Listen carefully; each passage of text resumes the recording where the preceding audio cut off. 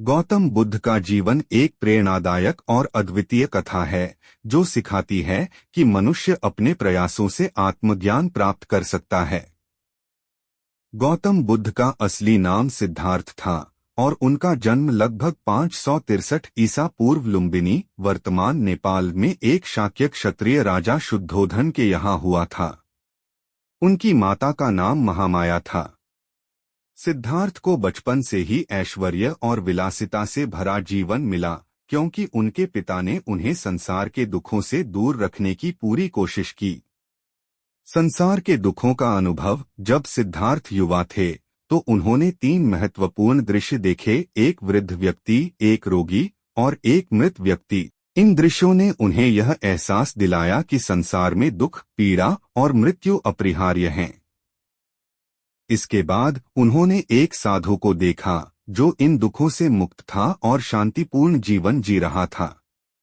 यह देखकर सिद्धार्थ ने संन्यास लेने का निर्णय किया।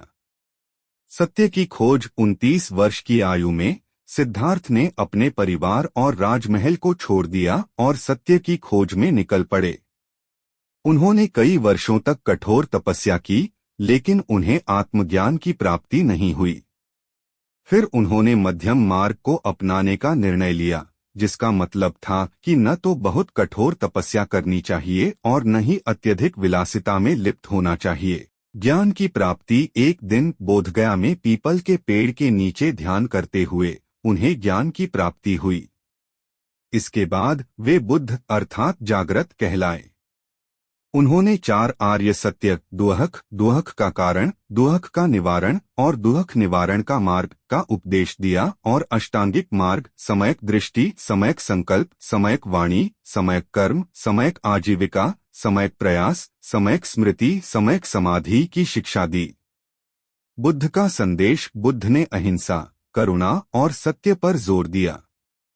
उन्होंने यह सिखाया कि इच्छाएं सभी दुखों की जड़ हैं और इन्हें समाप्त करके ही मनुष्य निर्वाण, दुहकों से मुक्ति प्राप्त कर सकता है। उन्होंने जाति, वर्ण और धार्मिक भेदभाव को भी अस्वीकार किया और अपने शिष्यों से आग्रह किया कि वे सभी प्राणियों के प्रति करुणा और समानता का व्यवहार करें।